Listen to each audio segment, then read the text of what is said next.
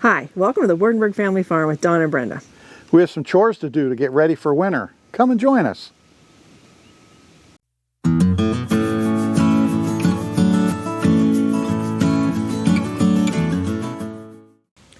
Well, this video might not be showing you the glamorous side of homecoming, but these are just things we have to get done before winter.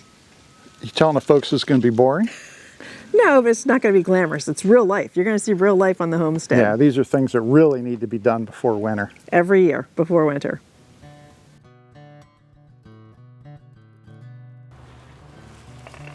It's getting cold out, isn't it? Yes, winter is coming, so it's time to take the ferns in for the winter and keep them alive for next year. Yeah. They did great this summer. Boy, they look beautiful now. They grew a lot this year. Yeah, they'll be sickly again by next spring, but they'll make it. I think this will be their third winter they've been inside. Awesome. Speaking of sickly, what else you have here? I have 2 sick chickens. That's another thing that can happen when there's an extreme change in temperature. I have 2 that are wheezing and sneezing. So they're getting some pampering. They're in a special cage, sitting out in the sunshine, resting with some scrambled eggs, some water with electrolytes, and I put some VetRx, which is like Vicks for chickens. You put it in their nostrils, their comb, their wattle, and under their wings. So it's kind of like to help them breathe a little better.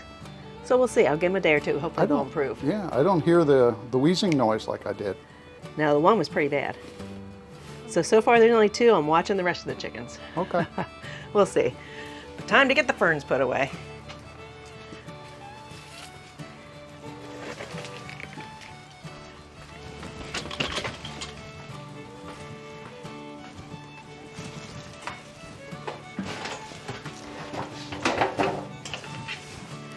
These guys will stay up here where I can water them, keep them enough light to stay alive, and keep them healthy enough for next year. They're on a timer? Yeah, they'll be on for like 10 hours, off for the rest. Just enough to keep them alive, and I'll keep enough water, and I have trays on them so the water can drain through. Do you give them less water in the winter? Yeah, I don't give them quite as much. They don't need as much. So just to keep them alive, they'll be dropping some leaves and look pretty pathetic by next spring, but I'll cut some of them off as they drop them. But they'll be fine, won't ya? Be fine by next year.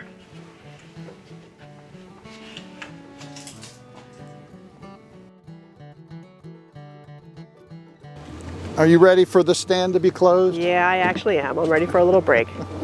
Okay. Winter time is a nice break on the farm. Then we do everything inside. All right, this makes it official. The farm stand is officially closed.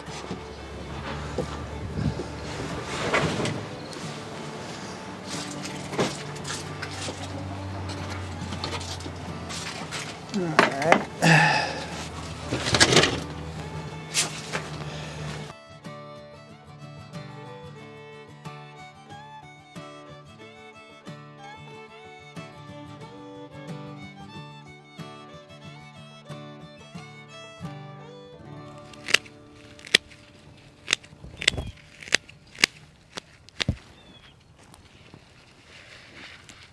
This looks like a fun job. Yeah, it's a good smelling job.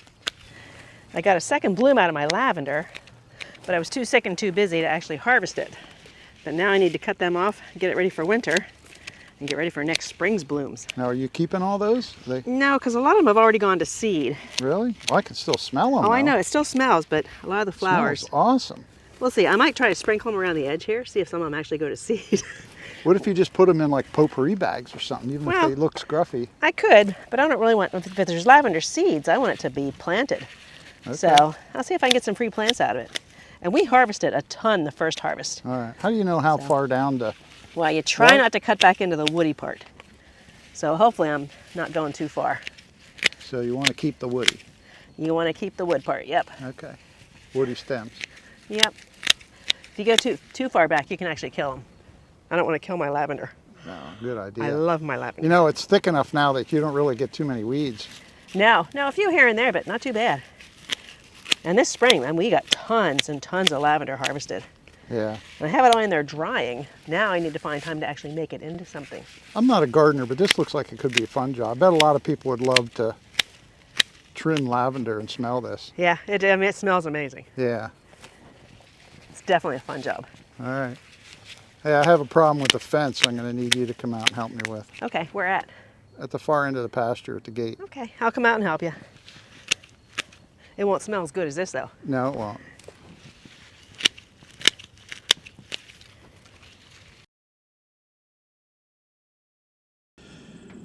Okay, I did a fence inspection here, which I need to do before winter and make sure everything's in good shape. And I found a problem here at the gate. There's actually 3 different things in here. So I'm going to show you how I get over a gate the fastest way. You know, if you're a young guy, you can just pop right over it. But an old guy, you have to know exactly how many your legs can clear. So I have to go on the 3rd one up and over.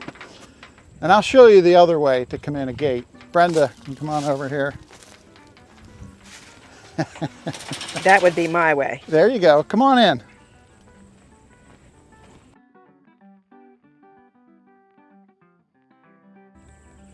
Okay, we have several issues with this gate. Number one, here's a bypass line.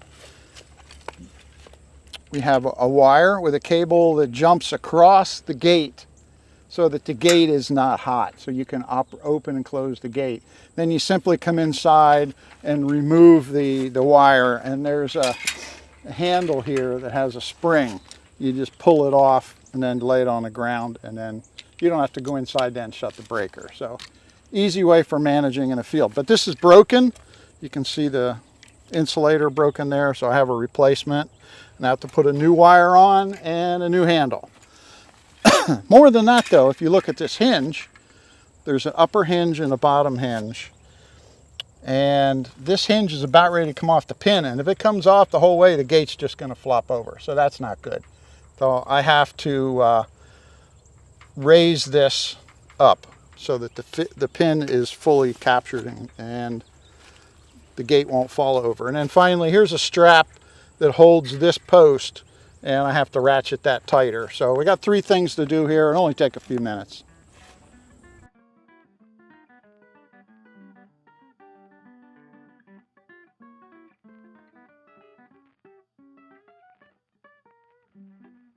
Okay, I have both ends wired on the fancy little handle. You can see it's a rubber handle, so you won't get shocked when you go to take it off.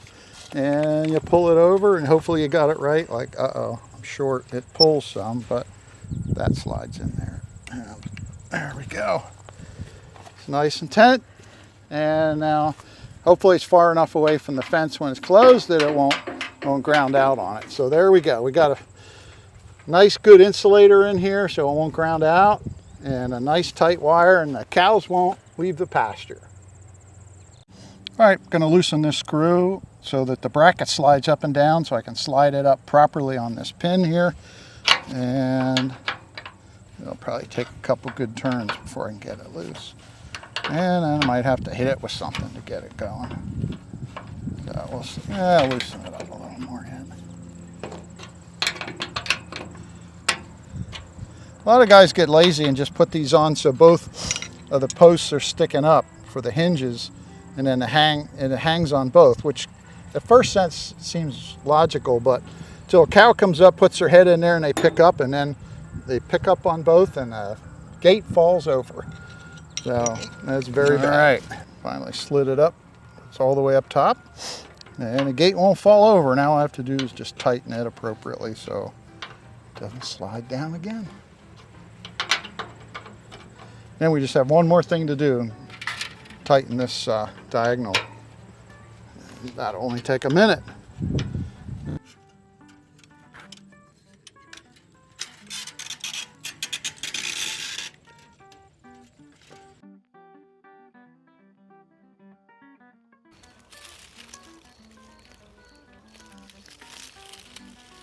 So it was a sad day taking down the tomatoes? Yeah. Summer's officially over. Tomato season's over. Time to get them out of here. We had a good harvest this year, didn't we? We had 1,000,000 tomatoes this year. They did very well. And I probably should have got more of the green ones out of here, but I already made salsa verde and all the stuff I wanted to make, so. And I had a friend take some of the green ones, but there's still a lot that could have been taken. Yeah. But now they're going to be compost. Good. Looks like you have some good help today. I do. My wonderful volunteer, Prabha. She is Hi, a Prabha. huge help. Because this is a lot of work. So let me see the clips again. What do you have them on there with? Just these. Okay. They hold the vine up to the string That's what keeps them held up straight so they can grow up one line. Nice. So you take them off and they fall down. I'll pull them out, So put you them in the don't, wheelbarrow and take them out to the compost. so you don't need those green ones that are left? No, once they're frozen like that, you don't want them. Okay. They're done. Yeah, we'll put them on the compost, then they'll start growing on the compost. Yeah. We'll have tomatoes next year, but that's okay. Okay. I don't mind little volunteers. All right. So you got to put compost on everything else? I'm going to turn Yes. around and show Same everybody. as the garden, we'll put a layer of compost and then a layer of leaf mulch, leaf and grass together. And then the beds will be put to bed for winter. But first we got to get everything out of here, all the plants.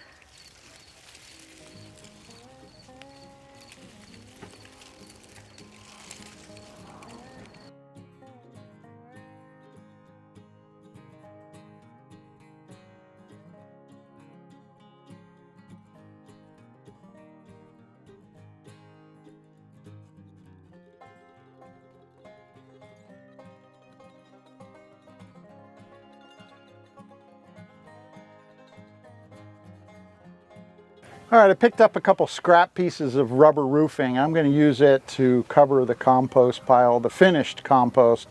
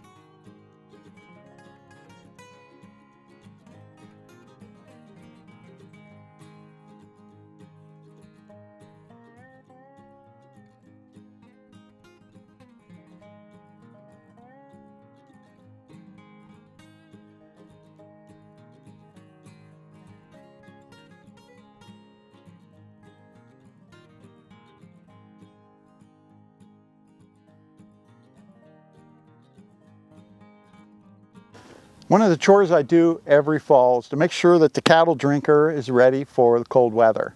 Now it's a cattle drinker. The cows come up, they push down on the ball here and it pushes out of the way, and then they have fresh water and they drink.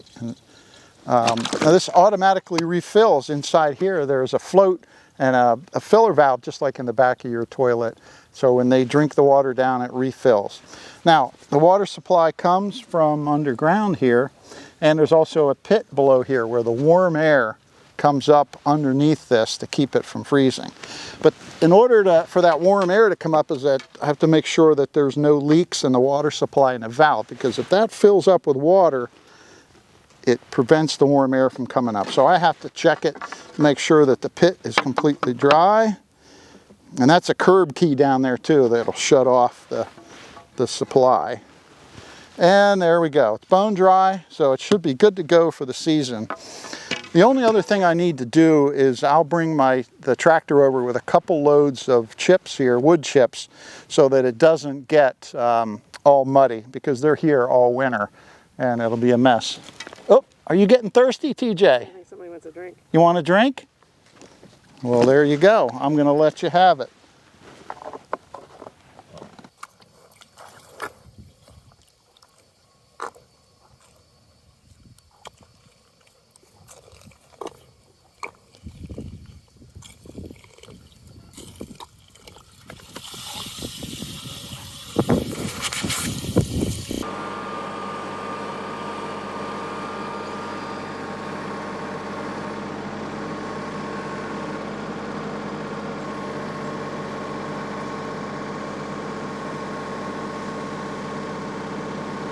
All right, boys. You gonna help me put this wood chips around, huh? Yeah, they're just curious. You just want to see what's going on, huh? Well, this will keep it from being a mud pit in February. Because you guys are going to make a mess. I know it. I just know it. Hey, TJ. What you doing? Huh? It's a nice day, isn't it?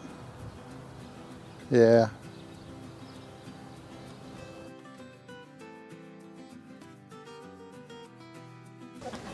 All right, so one thing to get the chickens ready, I need to put some heated waterers in their run so they have water. Otherwise they freeze over and they don't get any.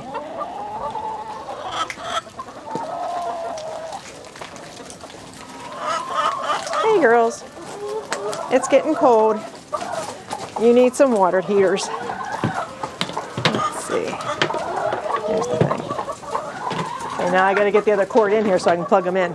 Okay, we don't have permanent power in the chicken coop yet. That's on my to-do list. So we just run a heavy insulated cord from the tractor shed in, and we'll just feed it up over. There's 1 and 2. There you go, girls. Now you're gonna have water no matter what the weather, okay?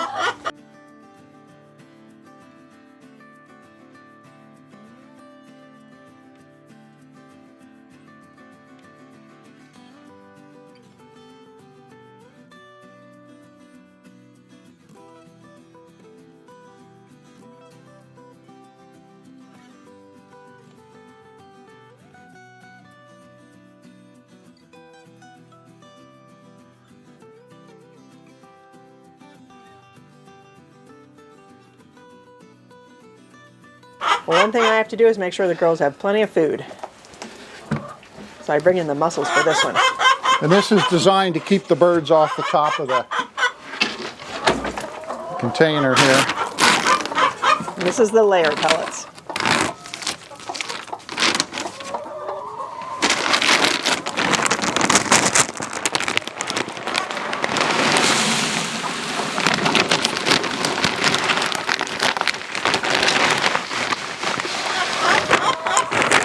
Be good. So how long will this last them? What's that? How long will this last them?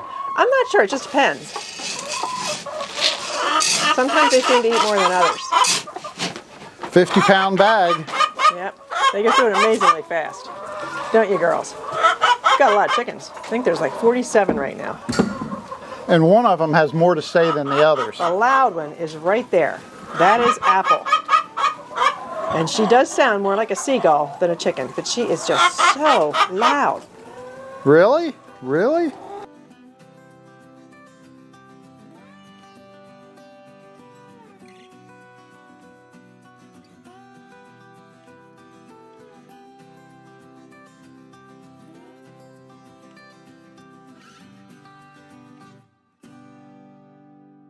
Okay, with the colder weather of the winter, the tire pressure goes down, so it's important to make sure that all equipment is maintained and has proper tire pressure.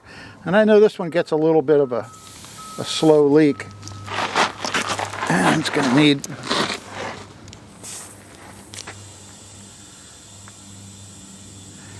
need some air.